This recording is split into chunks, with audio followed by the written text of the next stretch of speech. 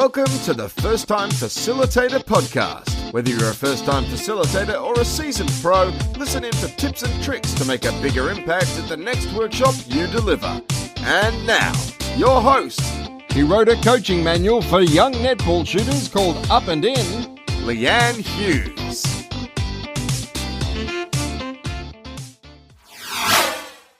Hello, and thanks for joining me on episode 48 of the First Time Facilitator podcast. I'm your host, Leanne Hughes, and I'm here to help you develop and deliver workshops that kill. Moving in very quickly, I had a listener, Ronald Tego, reach out over LinkedIn last month, and Ronald is a corporate branding and diversity expert based in Switzerland. Now, he says he started listening to the podcast because he's trying to familiarize himself with the world of facilitation. He said that when he looks back at his career, facilitation has in some form been a part of all of his previous positions, and now he wants to make it his main pursuit. So he asked me, well, as a striving professional facilitator with very little experience, are there extra steps you think that I can do to give myself more credibility? He says that he's had some experience delivering training sessions internally, and he thought, well, instead of doing that for one company, he's sure that there are other companies that might be in need of such a service. So I've messaged Ronald some ideas to help build his technical facilitation game. But one of the things I plan on doing this year is also creating an online course or writing an ebook about this very topic of how you actually start out as a facilitator. It's the whole basis of this show, First Time Facilitator. And I'm very much interested in also, you can have the skills, but how do you build your credibility and sell your services to other companies who may not even know that you exist, or they may not even know that they need your service? So you can grow and build the technical stuff by doing things like listening to this podcast, getting time on your feet in front of rooms and running workshops. But then how do you sell that? How do you market that? And that's why I brought today's guest, Petra Zink, on the show to answer Ronald's question. The question was this, remember, as a striving professional facilitator with very little experience, are there extra steps you think I can take to give myself more credibility? Now, this question is Petra's bread and butter. Petra and I met in Brisbane while speaking at a HR event last year. 2017 now, so 2 years ago. But I'm pretty sure that even without that event, our paths would have crossed in some way, simply because she is the face of digital marketing, talent, and personal branding in Brisbane and beyond. She helps people find and communicate their point of difference and uniqueness to the market through coaching, speaking, and consulting on all things career and the future of work. So Petra has two companies, Impact, that's spelt with 3 C's, and the 360talent.co. Now, both companies help individuals and organisations to not only survive, but thrive in the future world of work. A couple quick announcements before we get into the interview. One is I'm celebrating episode 50 by hosting a meetup in Brisbane on Friday the 18th of January from 5 p.m. You find details on that in the show notes or email me hello@firsttimefacilitator.com. And thanks to those people that have already emailed asking for more information. It's so good to hear from you. So if you're in Brisbane around that date, I'd love to meet you. On Sunday, the 13th of January, I'm also running a workshop in Brisbane called 2019, the year you launch your podcast. So if you really want to build your authority this year, and we talked about that credibility piece, starting a podcast is an excellent way to do that. And I can't wait to run this workshop. Tickets are still available. You can view the show notes for more information. And finally, after the show, if you still want to connect with listeners, join our community on Facebook. It's called The Flip Chart. The link again is in the show notes for this episode, which you can find at firsttimefacilitator.com/episode 48. Now, on to the show. I would like to welcome to the First Time Facilitator podcast, Petra Zink. Petra, welcome on the show. Thank you so much for having me. I'm excited. I'm so excited, and it's great to record this face-to-face because we're both in sunny Brisbane and we met a couple of years back. Or was it last year? Last year, yes. It feels like forever though. Yeah, it does feel like a long time. Petra has just been telling me all of the exciting stuff she's been up to. But do you want to start by letting the listeners know a bit about you, a bit about your career and what's led you down this track of doing what you do with Impact and your new business? Yeah, for sure. Today, what I'm doing is a completely different direction to what I thought I will be doing. And I think I'm the perfect example of making your mess your message. So my background is actually brand and product marketing for FMCG, for the fast-moving consumer goods industry. And I branded and marketed food and drink for pretty much most of my career, for 10 years. And it was on the 1st of July of my birthday month, when I turned 30, that I reflected back as to what I've achieved and where I am in life, those milestones. And turning 30 was always for me a big thing. And I thought about it. I had this amazing job, a senior role, a much more senior role that I actually would have thought that I would have by 35. So I thought this should be good. And I have this beautiful apartment and I've got the status and I've got the money. And I hated every second of it.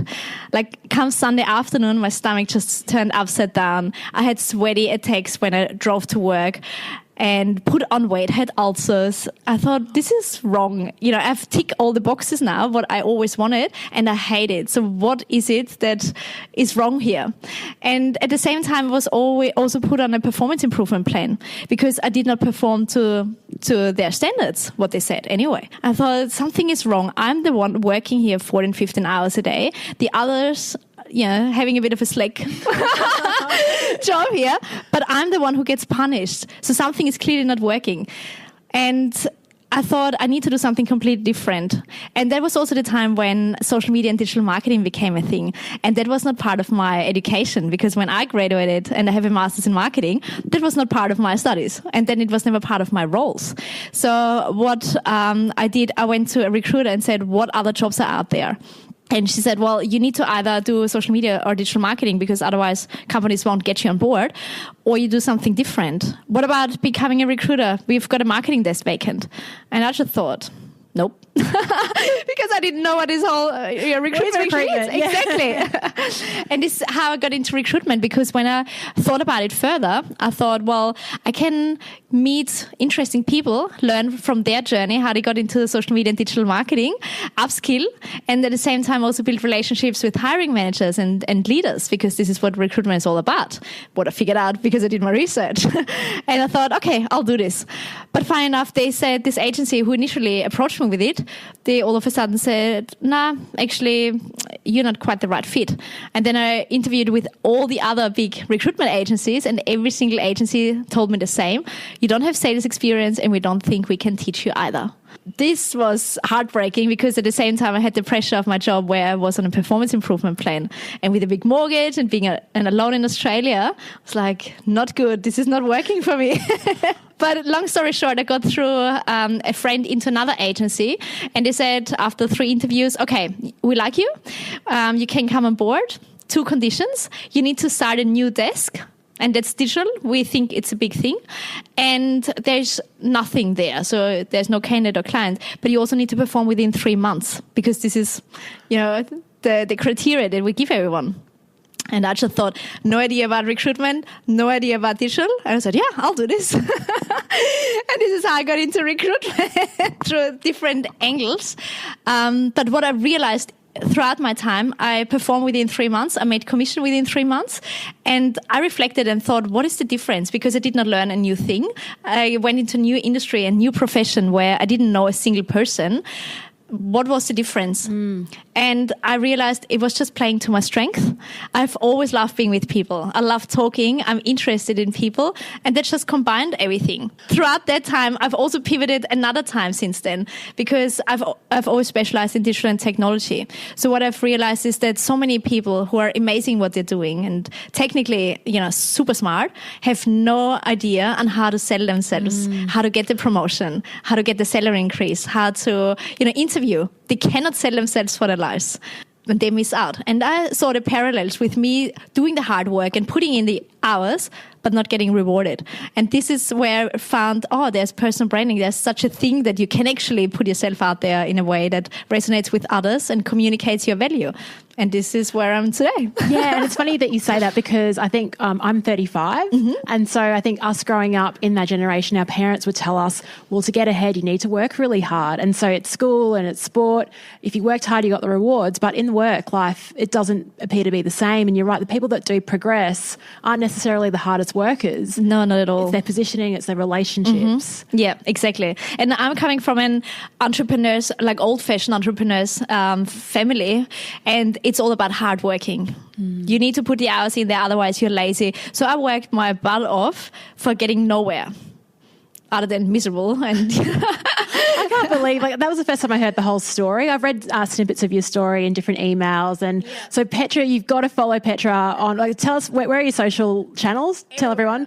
I love LinkedIn, and these days, and not these days, but over the last 4 years, I've probably gotten 80% of my business through LinkedIn. Perfect platform to connect with each other, to get to know each other. But on a professional level, I share some snippets on the personal side. But I think LinkedIn is a great platform to share what you're all about and your profession.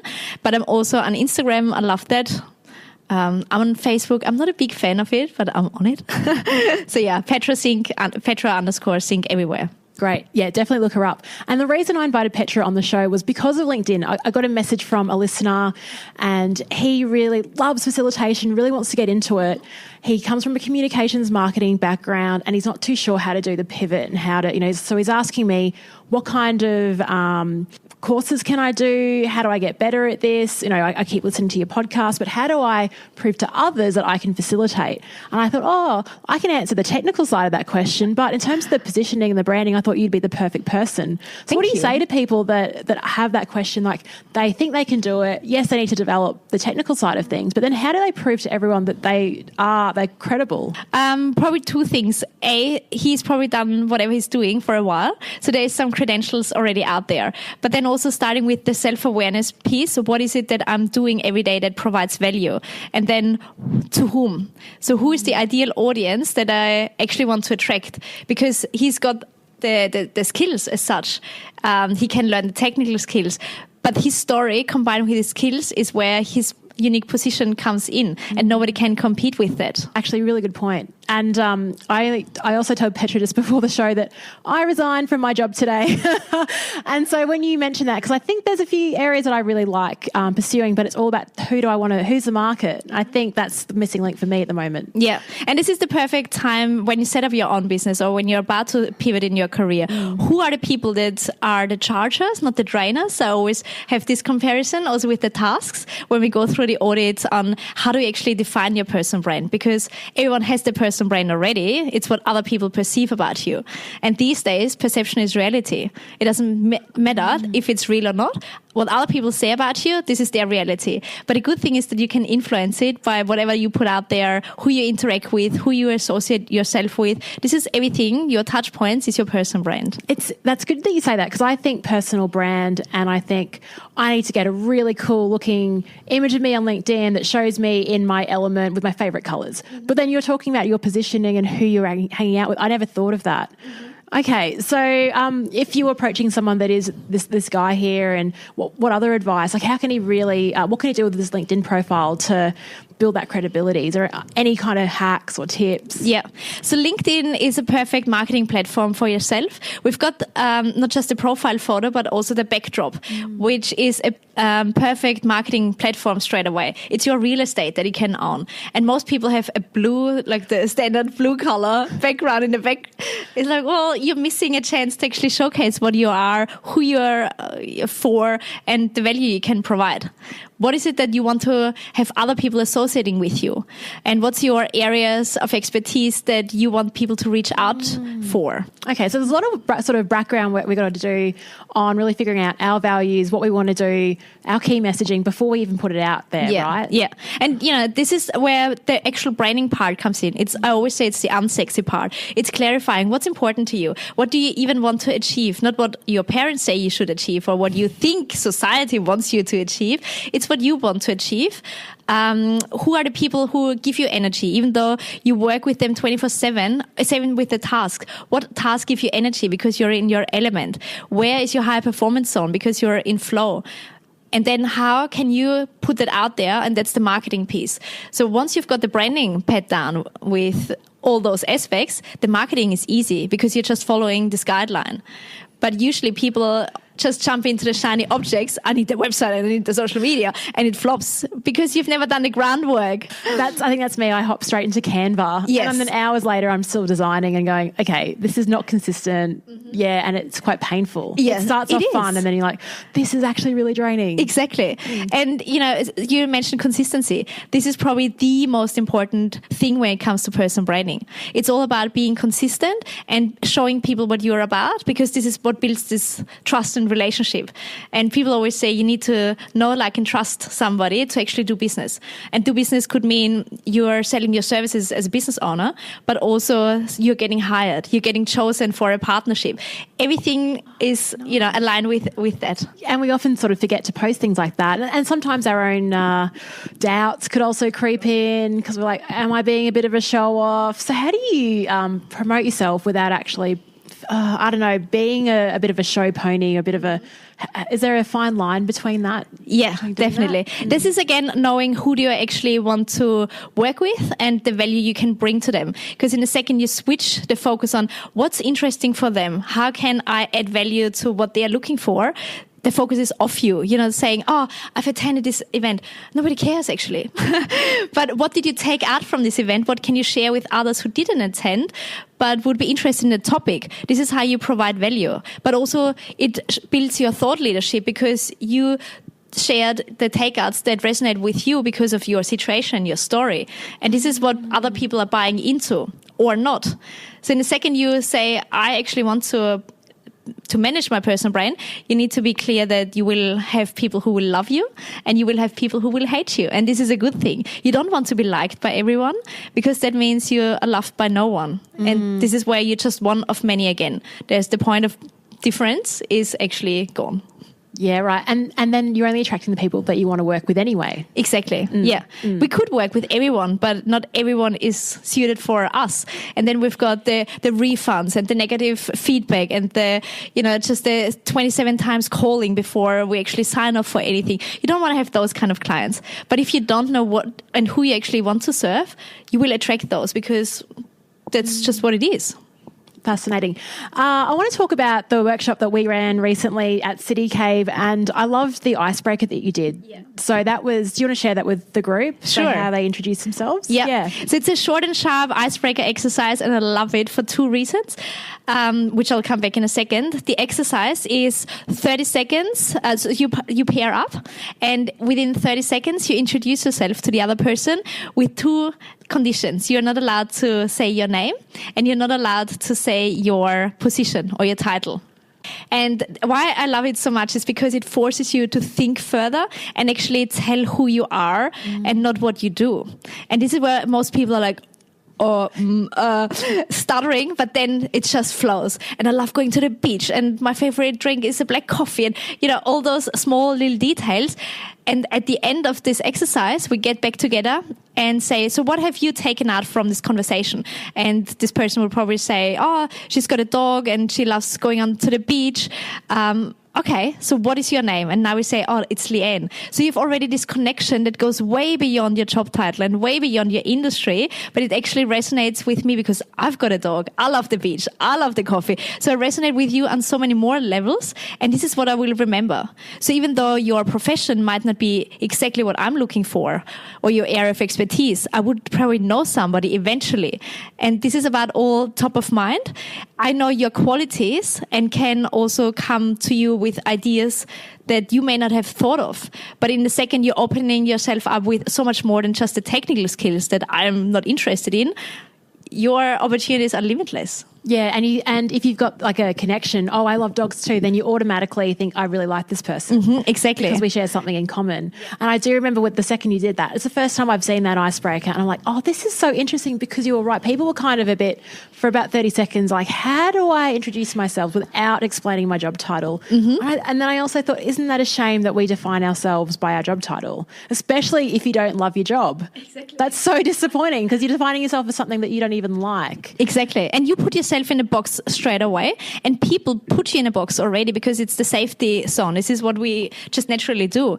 But in a second you put yourself in the box also, it makes it even easier for others to keep you in that box. But if you want to pivot and do actually something different, you limit your options straight away by saying, or even worse, I'm just is out of my vocabulary. It's not a thing. If it's a cheap, a bargain, then it's just. But also when I had my recruitment teams and they said, hey, it's just, Petra, like, stop this word. It's not just. You put yourself down straight away. This is not what's going to be mentioned in this office. So just has been banned. Okay, I must take that on board because I do use it. The other thing that you brought up as part of the introductions was using the problem solution. So do you want to explain that? Because I've started using it and people finally understand what a facilitator is because of mine. But explain that to our listeners. Yeah, so many are focusing on describing the product and the process and all the technical features. But the thing is, we're making decisions, purchase decisions, hiring decisions, whatever it might be, based on our emotions. How well does it solve a deeper lying problem that I've got? I don't want to know what the steps and features are straight away. I want to see the result. And this is where the whole problem and solution stuff or aspect comes in, when you say, what is the biggest problem that people face? A PT could say, well, I'm helping people to lose 5 kilos. Okay, everyone else does that. What's your point of difference? When it says, I'm working with soon-to-be weds who want to look amazing in a wedding dress and just wants to lose the 5 last kilos to fit into this dress and don't have the handles and whatever it might be. This is very specific to an audience that really is bothered with this problem. The 5 kilos, it's a byproduct. It could be 3, it could be 10. It doesn't even matter. But it's solving this underlying issue that you say, oh my God, he gets me. He knows that I want to feel good about it. And the solution is, okay, we need to change the training and the nutrition, whatever it comes with it. But you wouldn't lead with saying, it's 6 meals and every 3 hours. This is all too hard. What's the result? Yeah. You're not selling the plane, but you're selling the holidays. This is what the analogy is. Yeah, exactly. Yeah, that's brilliant. Excellent. So definitely love that idea. So because another question we got on the flip chart was, how do you define what you do as a facilitator? Because some people, and facilitator is a word where you can be running training or just you can be very, very unbiased and trying to drive an outcome. Facilitator could be in the health sense, clinical. There's all these different meanings of the word. So yeah, I guess when people ask about the podcast, I say, when you're asked to deliver a training session and you don't know how to do it, that's how I help. Yeah, perfect. Yeah. And people understand. It's like, finally, I got it. Problem solution. Yeah. And you're also not putting yourself into a box that you're just running live events, because you help people to facilitate works. It could be online. It could be through the podcast. It could be through a webinar.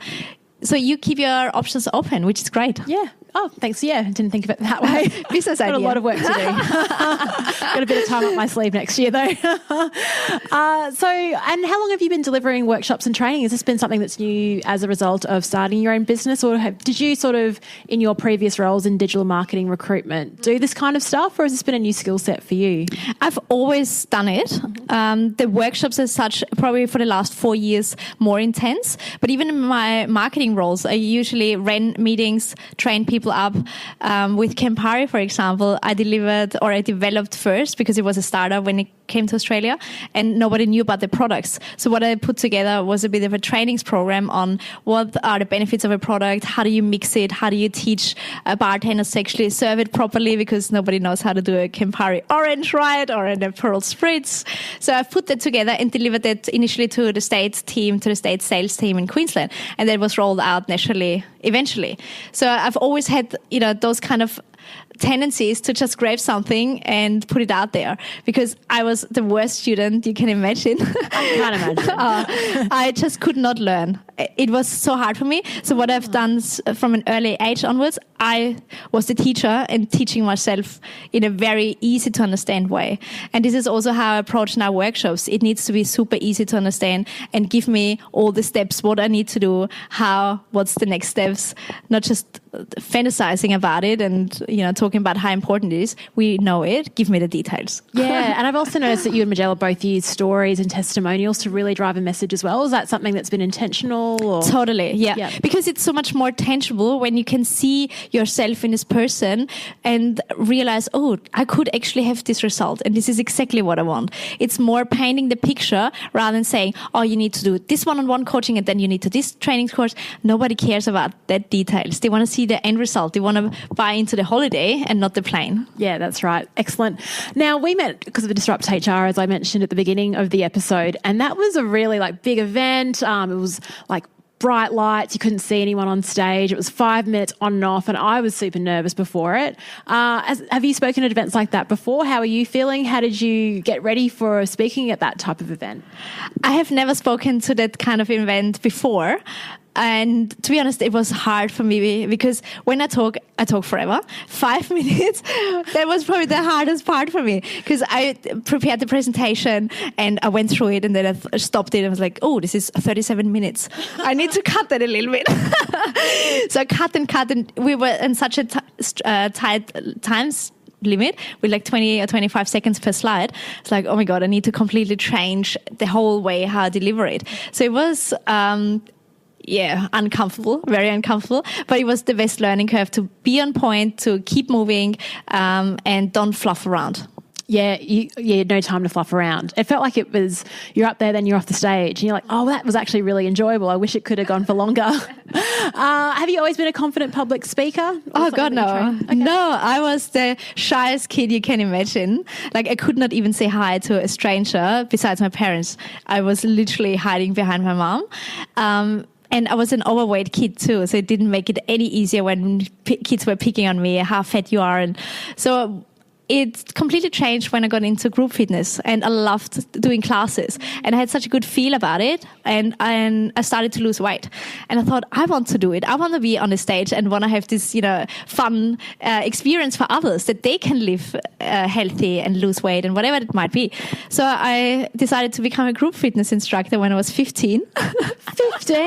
15, yeah. Did the course. And it was so uncomfortable because I had to go on the stage and yell in front of 30 people. They're all older than me. And of course, the first exam that I had to pass completely failed. I could not count. It was 4, and then the music was out and it was just horrible. But I thought, this is, I love it so much. You better get your act together and practice more and more. So for the next 3 months, I literally trained morning and night. And because you also have to face the audience, so you have to say right when you actually step left and you have to count music and you make everything is fun and you don't think what's next. So it's a performance. And this got me over the fear of the public speaking aspect because I enjoyed it so much with my second exam that it couldn't get me off stage because I was confident. I know exactly what to do. I've done it millions of times over the last few months. And then they offered me a job because I was so good. And it changed the whole law in Austria that you can teach now from the age of 16 because you were only meant to teach from 18 onwards. And I was like, no, I want to do this. I can't wait for 2 years and forget everything. So this is how I got onto the stage and the public speaking and realized I love it. So you feel pretty comfortable now just stepping out in front of groups? Yeah, I can tell. I just want to really just dovetail into your health and fitness very quickly because I know, I personally think that facilitation or speaking is a very physical event and a lot of the people I've interviewed on the show agree and they'll do some sort of pre-warm-up and routine. Let's just talk about your morning routine.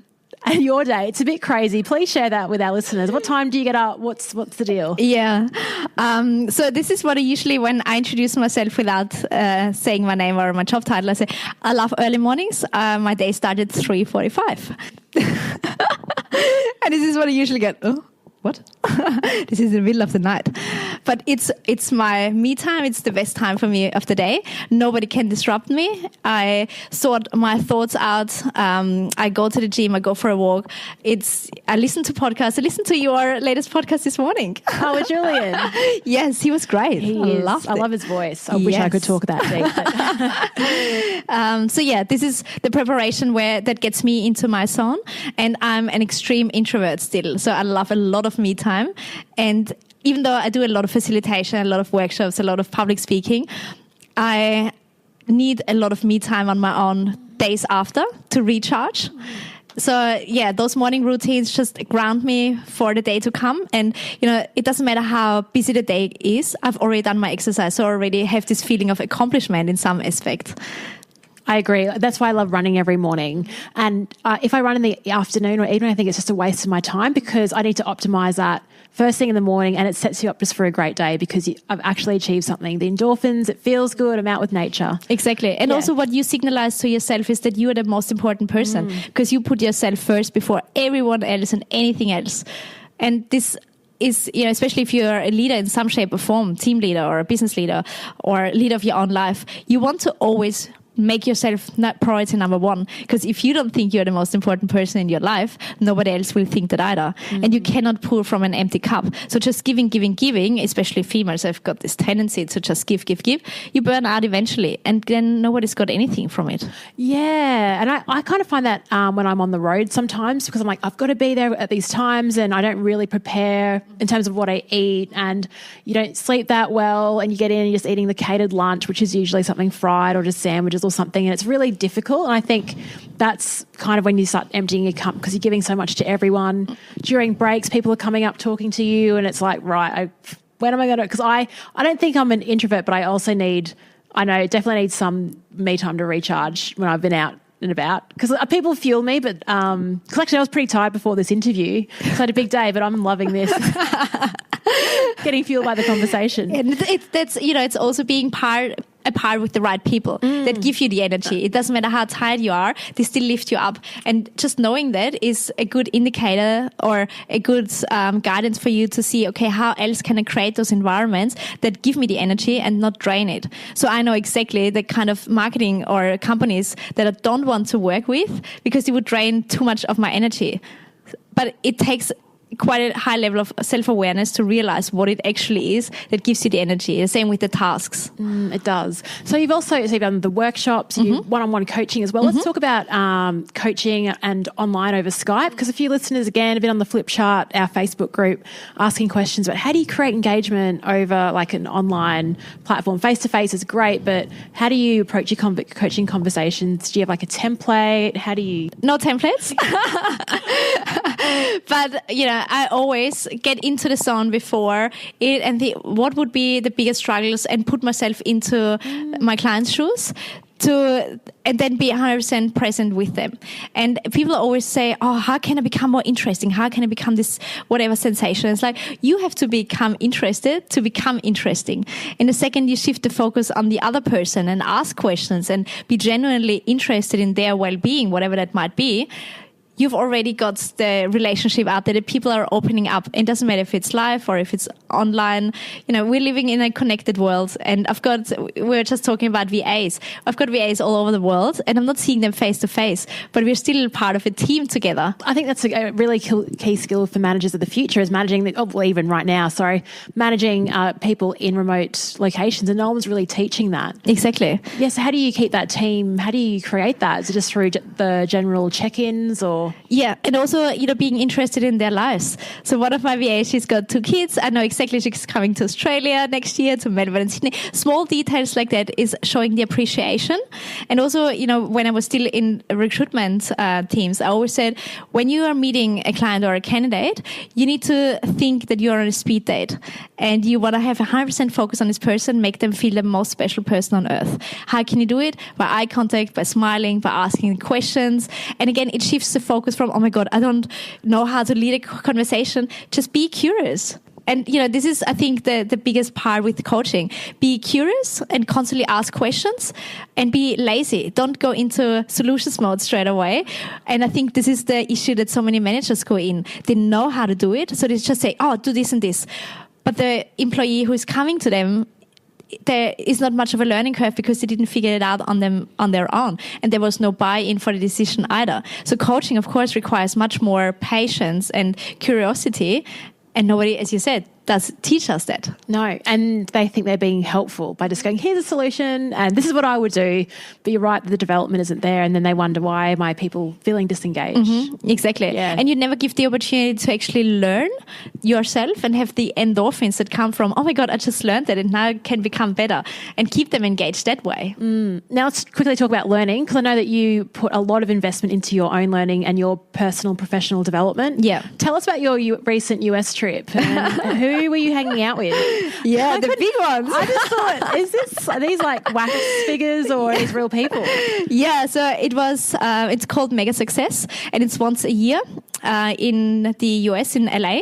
And it's basically, there were 47 countries represented from the 2,500 delegates who were there. And Australia was overrepresented. We had 480 something Australians there. And it was a mix of entrepreneurs, celebrities, millionaires and billionaires. You just raise your level in thinking and mindset to another level, because one of, an average entrepreneur that you run into, he's got probably 16 businesses, and this is normal for them. And you just think, okay, I've got a couple.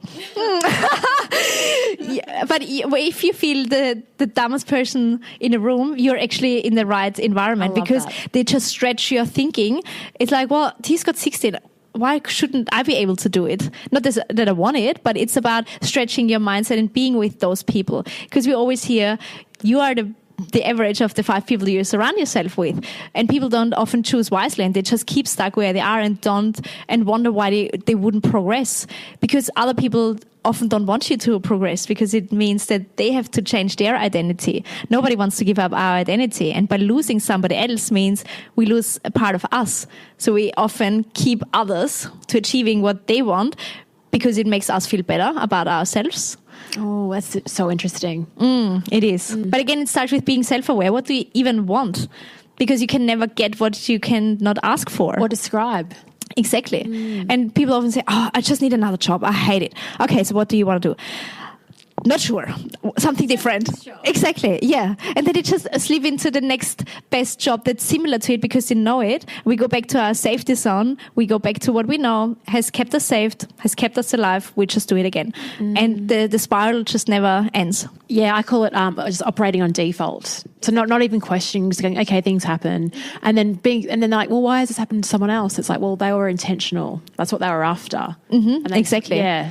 And I think, today, tomorrow, the next few years, it's the best time to create your own career by building your brand. And, we're going away from a paper-based industry to a people-based industry. And it's all about your knowledge. How can you share your knowledge in a way that's unique to you? And this is your personal brand. And that's why facilitation is so important as well. Like the ability to influence and help people communicate and bring teams together.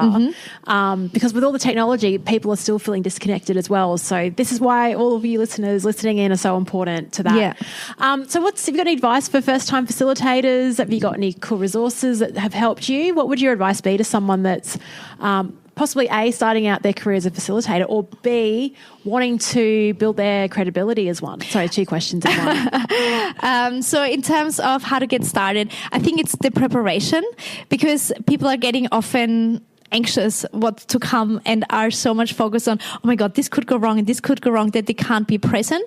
If you take out all the guesswork and have a bit of a checklist before you go into it, and always experience situation twice, especially those that are important to you, you're prepared for a negative feedback, a negative comment. How do you actually engage with that? What would you do? You've got the security of knowing what to do, and this gives you also more the confidence. And also with social media, I see it so often that people say, oh, what should I put out there, etc. The confidence just never comes. Courage is the first thing to have to actually act, get results, and then get the confidence. And the same with the facilitation. If it's the first time, you need to have the courage to get out there. Maybe you bomb. So what? There's another time. It's definitely not your last time. It's a chance to learn. And we only fail if we don't learn from that experience. Yeah, I am such an advocate of that, of just taking the action, and the confidence, the courage will come afterwards. Just do it. And then it's like when, again, waking up for a morning run, some days I'm not motivated, but I'm like, motivation isn't a thing. Just get out there and do it. And then afterwards you think, oh, that's great. Exactly. Just get out and do it. Yes. You want to make everything that you need to do in order to get to your goal a habit. Because if you give yourself a choice, we always go the easy path. And if you don't give yourself the choice, you just have to get up. That there's just no negotiation. It also takes away the decision-making process, so that you've got the energy later in the day to actually make real decisions, like important decisions. And it's, statistically proven that the quality of decision-making goes down as the day goes on. And people waste so much energy on, what should I have for breakfast? Should I get up? Should I wear this? Or should I eat that? That 50% of their capacity is already gone. And then it comes to real decisions as to, should we buy this business? Should we hire this person? They just say, yeah, okay. Actually don't have the power anymore. So if you can prepare also so I always say the day starts the night before. The morning starts the night before. What are you listening to in the morning? What shoes are you wearing? What have you got as a morning drink, or whatever it might be? Make that as a habit and don't give yourself the choice. Yeah, and I think that's really key as well for facilitators, that if they're a bit daunted about running a workshop the next day, it's like, if you can, go in the night before, get your room ready, like just take out all the variables. And it is, I love that, because that's why Steve Jobs wore the same outfit every day, was to reduce that decision fatigue. Although we had a funny incident when we did our workshop with the projector, the cables, and it's all about getting what you can in control, and then just being able to focus on being present. So Petra, if people want to reach out to you, find out more about what you do, get involved and want to really build their personal brand, and where can they find you? So definitely connect with me on LinkedIn. I hang out a lot there. And then my website is impactwith.com. And I'm also on Instagram with Impactful. There was a bit of a clinch with Impact and Impactful. We're not going into that detail. And then I'm also on Facebook. But I prefer probably LinkedIn and Instagram. Yeah, I'm the same. Yeah, Facebook. No, I see it going down, to be honest. You've heard it here first, everyone. Petra, it's been a delight knowing you, and I'm so grateful you could come onto the show and share all of your knowledge, tips, and just the way that you live life and demonstrate it with our audience. So thank you. No, thank you. I really, really loved your podcast. I listened to it in a second a new episode comes out, and I can't wait to celebrate the next 50, 500, 5,000 episodes. No pressure. No pressure. Awesome. Thanks, Petra. Thank you.